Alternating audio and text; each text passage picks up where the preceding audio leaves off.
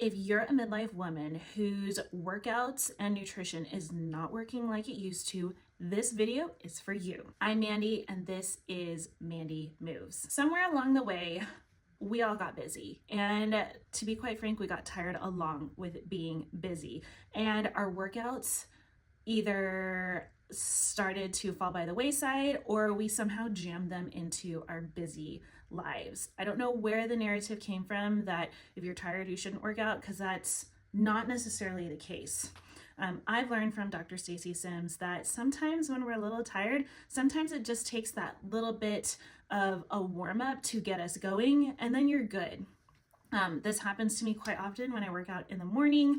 I am not a morning person whatsoever. My best time is in the evening, and working out in the morning can be tough, but it's one of the easiest times for me to fit it in.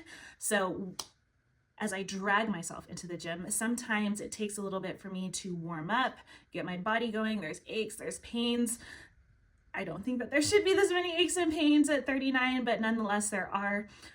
But once I actually get going, get some of that synovial fluid going, I'm able to really get into my workouts after that. Maybe you're at a funky place in your cycle, like towards the end of it when you're about to restart, and you're tired. But sometimes once you get your body moving, it actually is one of the best things that you can do for your day. Now, don't get me wrong, rest totally matters, and you need to be able to rest in order for your body to build muscle, which is absolutely essential for midlife. So how do we get that muscle?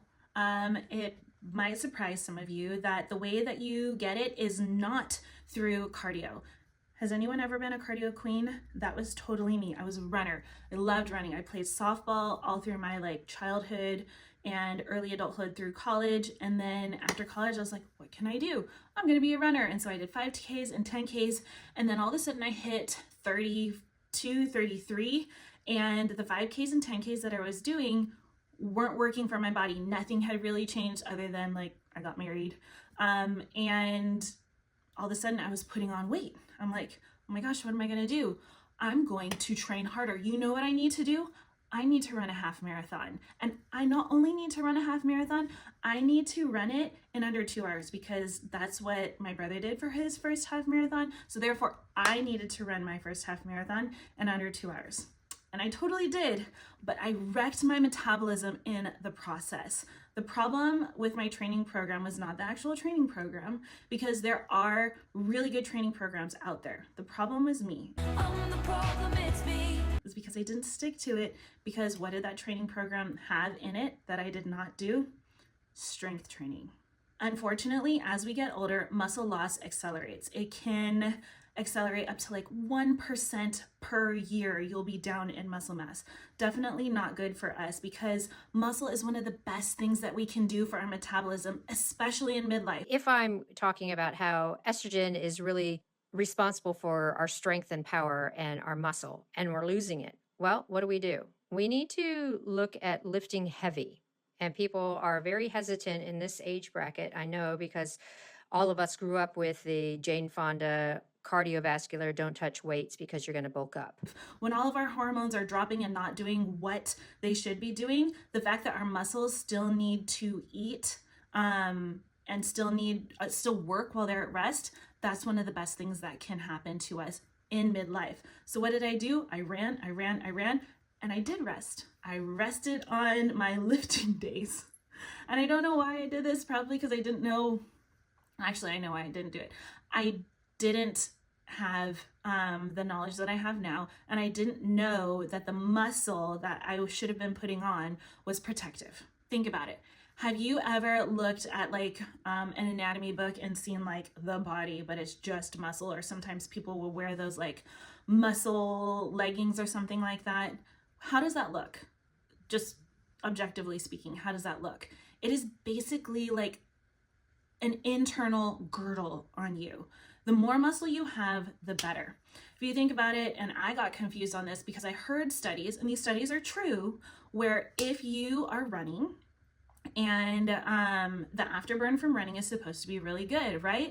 Those of us that take all these HIIT courses, if you're at Orange Theory or other class type exercise, a lot of that has to do with HIIT. Great for cardio. No problem there. But what it doesn't do is it doesn't build up muscle. So if you're not doing any sort of strength training along with that, then all you're going to be doing is breaking down muscle, breaking down muscle, breaking down muscle. And then what is your body going to do? Your resting metabolic rate is going to go down. What's your resting metabolic rate? Your resting metabolic rate means that when you're literally sitting here doing nothing, like scrolling on your phone, even scrolling on your phone burns calories. When you're asleep, we'll say that. When you're asleep, how many calories does your body burn when it's at rest? The more muscle you have, because it is an active tissue, the more calories you're going to burn at rest. The less muscle you have, unfortunately, the more that your body's just going to pack on fat, because if you're eating the same and your muscle goes down, your body's not going to burn that. So what is it going to do? It's going to store the fat. And that's, I think, where a lot of women in their midlife go wrong. We have so many things working against us. We lose our muscle, and then we have been taught that we need to do cardio, cardio, cardio, and not strength train. Luckily for most gyms, there's a lot of women in the weight room. I love being around other women in the weight room. I haven't been brave enough to talk to any of them yet, but it is really nice to actually know that I'm not the only female in the room. And that wasn't that way even 20 years ago when I was leaving college and I would go and lift weights. Don't know why I stopped it, but I didn't. Probably because I wanted the calorie burn, not knowing that keeping up my muscle would have burned those calories anyways. So muscle in midlife is not an option. And here's the thing, ladies, you don't even need to do it for long. All you need is 20-30 minutes in the gym, including your warm-up. That's what I spent in the gym this morning. 30 minutes. I did a walk, I did a couple of exercises, and I was done and I was out in 30 minutes.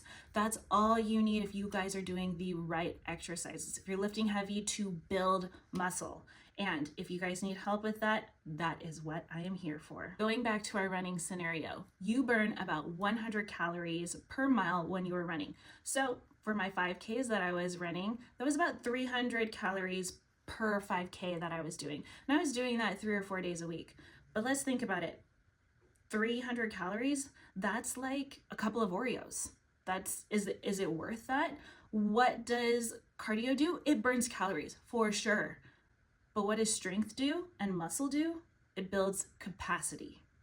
If you need help getting started on this strength training journey, please leave a comment below. Or if you're already on your strength journey, please give this video a thumbs up. I really look forward to talking more to you ladies and even showing you what a good strength training program looks like and sharing a little bit more details on my journey and figuring out how to get my hormones and my muscles and my diet and everything right.